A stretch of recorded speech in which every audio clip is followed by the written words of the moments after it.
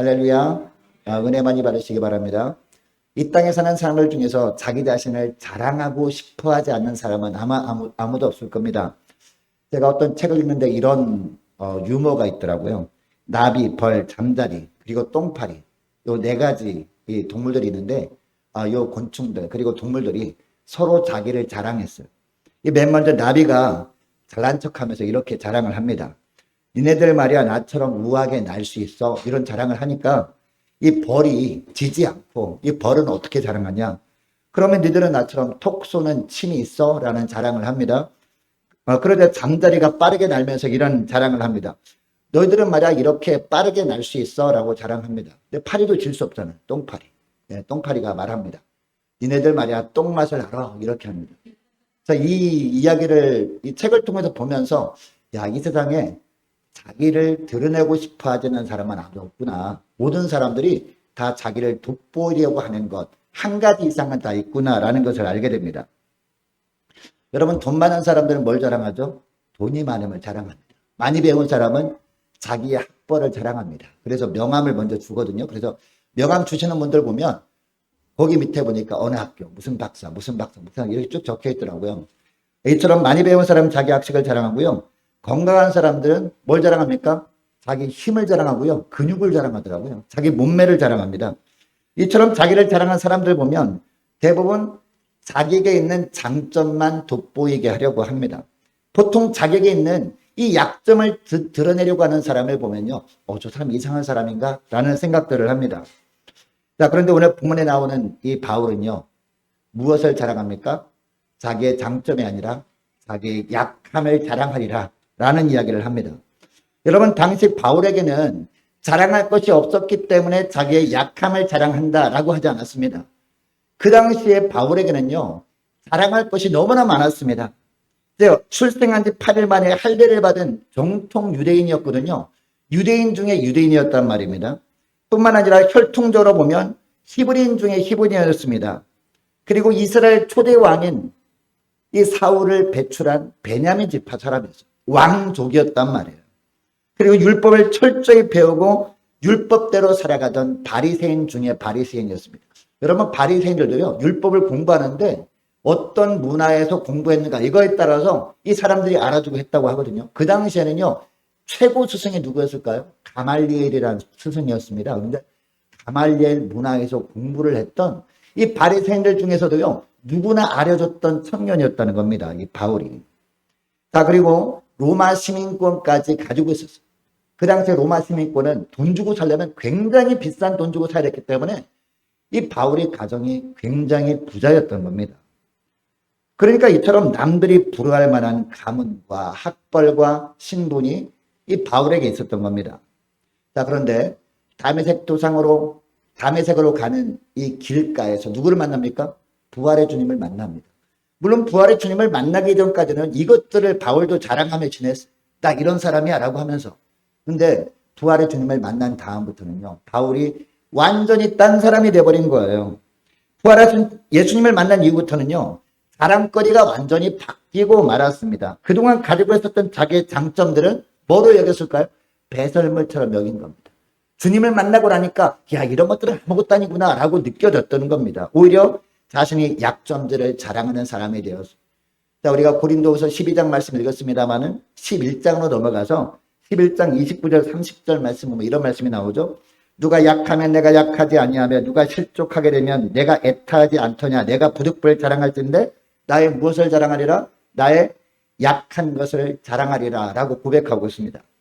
또 오늘 우리가 읽은 본문 5절 말씀입니다. 5절 말씀 보니까 내가 이런 사람을 위하여 자랑하겠으나 나를 위하여는 약한 것들 외에 자랑하지 아니하겠다라고 합니다. 바울은 자기에 있는 강점을 자랑하지 않고 자신이 약점만 자랑하겠다라고 합니다. 심지어는 어떻게 하면서 자랑하겠다라고 하는지 9절 말씀 보시기 바랍니다. 9절 보니까 이러므로 도리어 크게 기뻐함으로 나의 여러 약한 것들에 대하여 자랑하리니 라고 하고 있습니다. 자신이 약점을 드러내놓고 자랑하는 것도 이상한데 크게 기뻐하면서 이런 것들을 자랑하겠대요. 이런 고백을 하고 있습니다. 여러분, 그 당시에 사도 바울에게는 약한 것들 중에요, 가장 약한 것이 그게 뭔지 아십니까? 육체 가시 같은 질병이었습니다. 얼마나 심각한 질병이었는지 오늘 본문에 보니까요. 사탄의 사자라고까지 할 정도였습니다. 여러분 여기 나오는 가시라는 단어는요. 이 헬라어로 보니까 스콜롭스라는 단어인데요. 이 단어는 우리가 생각하는 작은 가시가 아닙니다. 이 스콜롭스라는 단어는 어떤 가시를 말하냐면 말뚝이나 뾰족한 창 정도의 굵은 가시가 몸에 박혀있는 그것을 말합니다. 여러분 우리는 손끝에 아주 조그만 가시가 딱 박혀있어도 어떡합니까? 너무 아프잖아요. 그리고 예전에 제가 이 발가락 끝에 맨발로 발을 잘못 디뎌가지고 아주 조그마한 가시가 박혔던 적이 있었거든요. 너무 아프더라고. 걷지를 못하겠더라고. 그 가시를 뺀 다음에야 겨우 이렇게 걸어서 다녔던 기억이 나는데요. 이처럼 우리는 아주 자그마한 가시만 유리 파편 조그만 가시만 박혀도 굉장히 고통을 느낍니다. 자, 그런데 살 속에 이 말뚝같이 굵은 그리고 날카로운 가시가 박혀 있다고 생각해 보세요. 그런데 그 가시를 뺄 수가 없어요. 계속해서 몸을 힘들게 합니다. 얼마나 고통스러웠을까요? 여러분 바울이 이 육체의 가시라고 한 질병이 어떤 질병이었는지 우리는 구체적으로 알지는 못합니다. 자, 그런데 이 바울을 연구하는 신학자들 그 쓴 책에 보니까 대부분의 신학자들이 그 당시에 간질병이었다라는 이야기를 합니다. 여러분 바울은 이 복음을 증가하는 자 아닙니까? 하나님의 말씀을 열심히 증가하고 있는데 갑자기 간질병이 도져요. 그러면 얼마나 정말 이 안타까웠겠습니까? 이런 질병만 없으면 더 힘있게 말씀을 증가할 수 있는데 이 말씀을 증가하다가 갑자기 병이 도지게 되면 이 사람들에게 덕이 되지도 않잖아요. 다른 사람의 질병을 고쳐주는데 자기 질병을 고치지 못하는 그런 환경 가운데 있었던 겁니다. 얼마나 힘들었겠습니까? 자, 그런데 바울은 자신에게 있던 육체의 가시로 인해서 고통 때문에 결코 절망하거나 실망하지도 않습니다. 오히려 바울은 이런 자신의 약점을 드러내놓고 사람들에게 알리고 오히려 기뻐하면서 자랑하고 있습니다. 여러분 바울에게 자랑할 만한 장점들이 많았습니다. 그런 장점들은 이 바울은 하나도 자랑하지 않고 오히려 자기의 약점을 드러내면서 기뻐하며 자랑할 수 있었던 이유가 뭘까요? 그 세 가지로 살펴보기를 원하는데요. 이 첫째 이유가 뭐냐? 약점을 통해서 더 기도하게 되었기 때문이에요. 자, 8절 말씀 보시기 바랍니다. 8절 보니까 이것이 내게서 떠나기 위해서 어떻게 해서요? 내가 3번 죽게 어떻게 해서요? 간구하였다라고 하고 있습니다. 여러분 여기 간구라는 단어를 우리가 잘 보면요. 그냥 일상적인 기도를 한 게 아닙니다. 죽기 살기로 기도한 겁니다. 간절히 구한 겁니다. 여러분 이처럼 하나님께서 이 기도에 응답해 주시지 않으면 제가 도저히 살 수 없습니다라는 마음으로 절박한 마음으로 기도한 것이 이 바울의 일생 중에 딱 3번 있었다는 겁니다. 얼마나 절박하게 기도했는지. 그렇게 기도하다 보니까 주님을 깊이 만나지 않았겠습니까? 이런 약점을 통해서 더 깊이 기도하게 되었고 더 뜨겁게 주님을 만나게 될 수 있었다. 이런 고백을 하고 있는 거예요. 그래서 이 바울은 자기에게 있는 약점을 오히려 자랑하노라 라고 하고 있다는 겁니다. 여러분 이런 의미에서 우리에게 어떤 약점이 있어도 그 약점을 통해서 하나님 앞에 더 나아가 기도하게 되었다면 그 약점은 저주가 아니라 축복이 되는 줄 믿으시기 바랍니다. 반대로 하나님께서 우리에게 풍요를 주었습니다. 안락함을 주었습니다. 근데 그 풍요와 안락함 때문에 우리가 기도를 게을리하고 있다면 그 풍요와 안락함은요 축복이 아니라 오히려 저주일 수도 있다는 것을 우리는 알아야 됩니다. 여러분 고난을 좋아하는 사람은 아무도 없습니다. 그러나 묘한 것은요 그렇게 싫어하는 약점과 고난 때문에 하나님을 더 의지하게 된다는 겁니다. 여러분 사람은 언제 기도할까요? 언제 절박하게 기도할까요? 잘 나갈 때 우리가 정말 뜨겁게 절박하게 기도합니까? 기도하지 않습니다. 기도를 해도요 그냥 일상적인 기도만 합니다. 그러나 잘 풀리다가 갑자기 일이 꼬이게 되고요. 그리고 길이 막히게 되고요. 피할 길이 도저히 보이지 않을 때 그때 어떻게 합니까? 그때가 되면은 절박하게 주 앞에 나와서 눈물로 간절히 기도하게 되어진다는 겁니다. 여러분 우리가 평소에 기도하지 않는 이유가 뭘까요? 하나님 이외에 다른 믿는 구석이 있기 때문 아닐까요? 그리고 하나님이 아니라도 비빌 언덕이 있기 때문에 우리가 기도하지 않는 것 아니겠습니까? 그런데 어느 날 고난이 찾아옵니다. 심지어 사방으로 우겨쌈을 당하고 살수망이 끊어진 것 같은 고통이 찾아옵니다. 그 어디에도 문제의 해답을 찾지 못해서 죽을 것 같습니다. 이런 어려움이 찾아오게 되면 어떻게 할까요? 믿는 사람이라면요, 기도하지 말라고 해도 기도하게 되어 있다는 겁니다. 울고불고 하나님께 매달리게 되어 있다는 겁니다. 여러분, 고린도후서 1장 8절 9절 말씀도 보면 이런 말씀이 나와요. 형제들아, 우리가 아시아에서 당한 환난을 너희가 알지 못하기를 원하지 아니하노니 힘에 지나도록 심한 고생을 받아 살 소망까지 끊어지고, 이런 고난을 당했다는 것, 살 소망이 끊어진 것 같은 그런 힘든 시기를 지났던 겁니다. 우리 마음에 사형 선고를 받은 줄 알았으니 이는, 그 다음에 뭐라고 하는지 아십니까? 우리로 자기를 의뢰하지 말고 오직 죽은 자를 다시 살리시는 하나님만 의뢰하게 하려 하십니다. 할렐루야.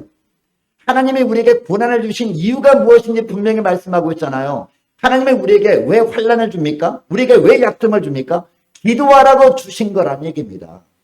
하나님은 우리를 힘들게만 하려고 우리에게 그런 고난과 약점을 주시는 분이 아니라는 겁니다. 하나님께 더 절박하게 나와서 기도하라고 그런 어려움을 주시는 주님이시다, 이 말씀을 하고 있습니다. 여러분, 우리가 고난 가운데 있는 것은요, 하나님께 나아가 더 기도함으로 하나님만을 의지하라는 이 하나님의 신호인 줄 믿으시기 바랍니다. 자, 그리고 둘째로, 이 바울이 왜 자기의 약점을 기뻐하면서 자랑했느냐.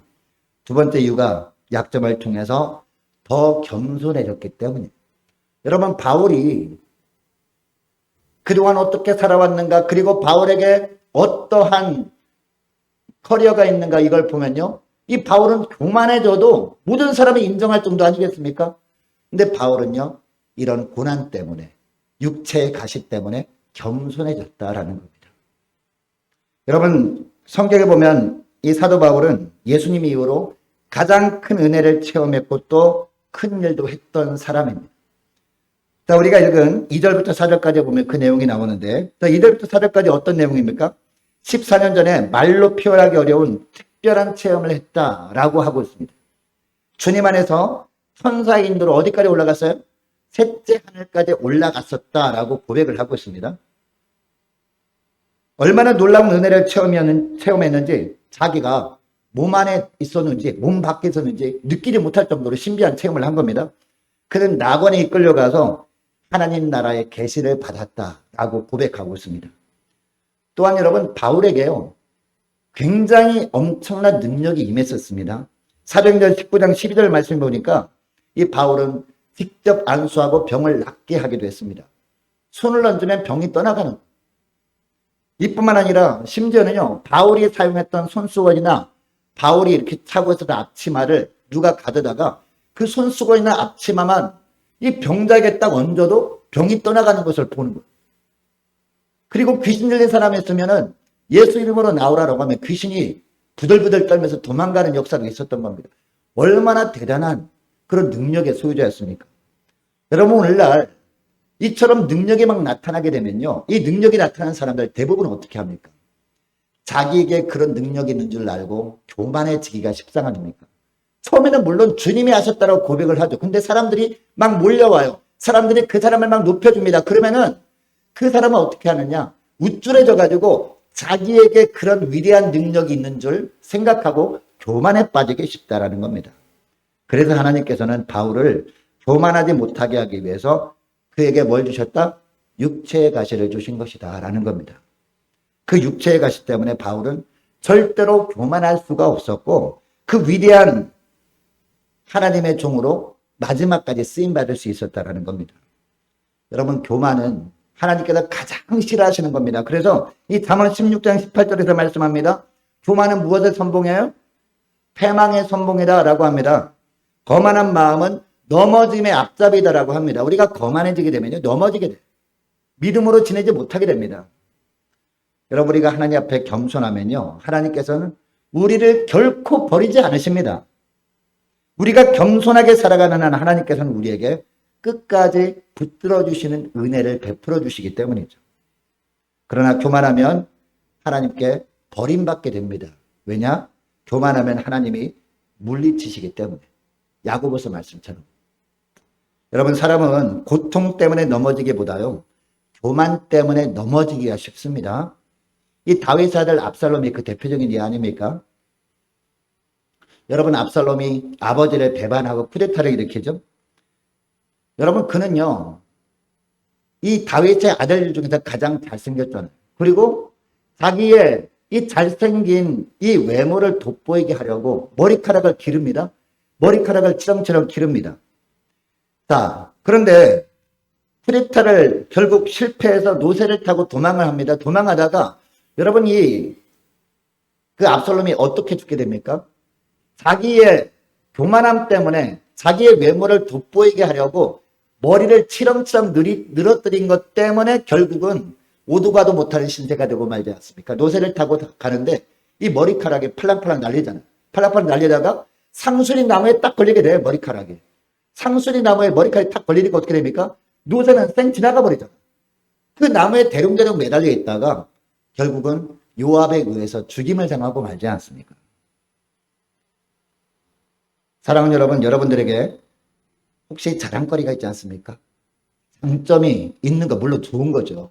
그 장점이 있다면 그것을 조심할 수 있기를 원합니다. 이 자랑거리가 있는 사람은요, 항상 교만할 수 있는 가능성이 있기 때문이에요. 반면에 여러분들에게 약점이 혹시 있습니까? 겸손할 수 있는 기회 주심에 감사할 수 있기를 원합니다. 우리의 장점은 우리를 망하게 할 수 있는 도구일 수 있어요. 그러나 우리 약점은 하나님 앞에서 교만하지 않도록 우리 주님께서 겸손히 살아갈 수 있도록 하는 안전장치일 수 있음을 믿으시기 바랍니다. 여러분들에게 어떤 약점이 있습니까? 건강 문제입니까? 아니면 인간관계 문제입니까? 아니면 물질 문제입니까? 그것도 아니면 자녀 문제입니까? 우리 하나님께서는 괜히 우리를 괴롭게 하시려고 약점을 주시는 분이 아니라는 겁니다. 오히려 그 약함은 우리로 하여금 교만하지 않게 하고 절대로 주님을 떠날 수 없도록 만드시는 하나님의 안전장치일 수 있음을 믿으시기 바랍니다. 여러분, 말 있자석에 달리는 말에 입에 뭐가 물려 있어요? 재갈이 물려 있거든요. 재갈이 물려 있고 이 재갈이 물려 있는 말 위에 기수가 타가지고 막 달리잖아요. 따그닥따그닥 달립니다. 막 달리다가 이제 멈춰야 됩니다. 그럼 어떻게 합니까? 이 재갈에 연결되어 있는 줄을 꽉 잡아당기거든요. 그러면 말을 어떻게 합니까? 그 자리에서 스톱해야 됩니다. 그러니까 재갈은요, 더 이상 말이 더 달리지 못하도록 막는 안전장치, 브레이크 역할을 감당하는 겁니다. 여러분, 우리 하나님께도 우리에게도 몇 가지 약점을 주셔서 그 약점을 통해서 우리를 제어하시고 우리를 겸손하게 하십니다. 이 약점이, 우리에게는 약점이 하나님께서 우리의 삶 가운데 주신 바로 제동장치라는 겁니다. 브레이크라는 겁니다. 교만하지 않도록. 여러분, 이것을 기억하시고 저와 여러분 가운데 어떤 약점과 어떤 단점이 있다 할지라도 그것 때문에 절망하지 않고 오히려 교만하지 않도록 제동장치로 주신 하나님께 감사할 수 있는 저와 여러분 되시기를 축복합니다. 그리고 세 번째 9절 말씀인데요. 약점을 통해서 하나님의 능력을 경험하게 되었기 때문에 이 사도 바울은 약점을 오히려 기뻐하면서 자랑했다라고 하고 있습니다.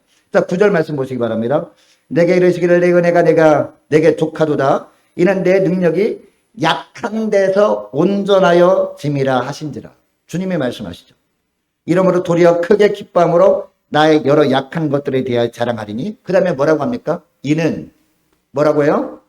그리스도의 능력으로 내게 머물게 하려 함이라. 여러분, 우리는 주님의 능력이 우리 안에 머물러 있지 않냐면 우리가 살아갈 수 없거든요. 우리는 우리의 능력으로 살아가는 자들이 아니라 우리 안에 함께 하시고 동행하시는 주님의 능력으로 살아가는 자들입니다. 그 주님의 능력이 우리 심령 가운데 계속 이어지기 위해서 우리가 어떻게 해야 돼요?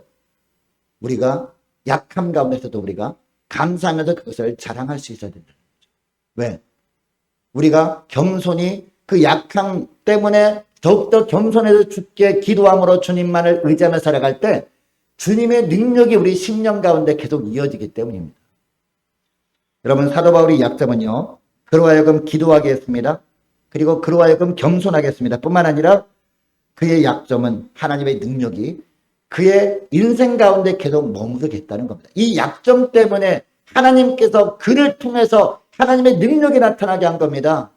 이 사람들 머리에 손을 얹고 기도할 때마다 병마가 떠나가게 한 겁니다. 주님께서.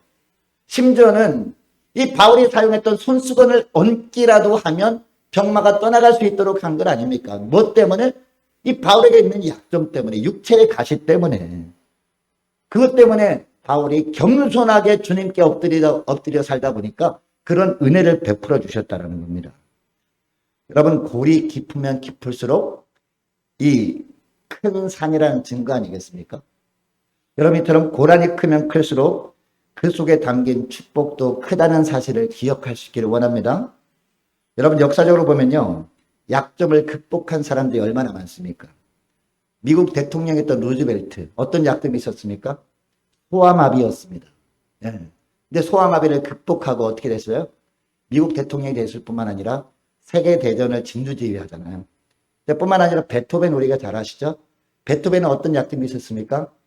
청각장애인이었습니다. 음악가인데, 작곡가인데 청각장애인이라는 것은요, 가장 큰 약점이었거든요. 그런데 그 청각장애의 약점을 극복하고 위대한 작곡가가 됩니다. 뿐만 아니라 링컨에게 어떤 약점이 있었습니까? 초등학교도 졸업하지 못한 약점이 있었거든요. 학벌이라는 약점이 있었습니다. 사실 미국의 주류 사회에서 이 학벌이 변변치 않다는 것은요, 얼마나 큰 약점이었는지 모릅니다. 그러나 이 무학력이라는 약점을 극복하고 미국의 대통령이 되잖아요, 링컨이.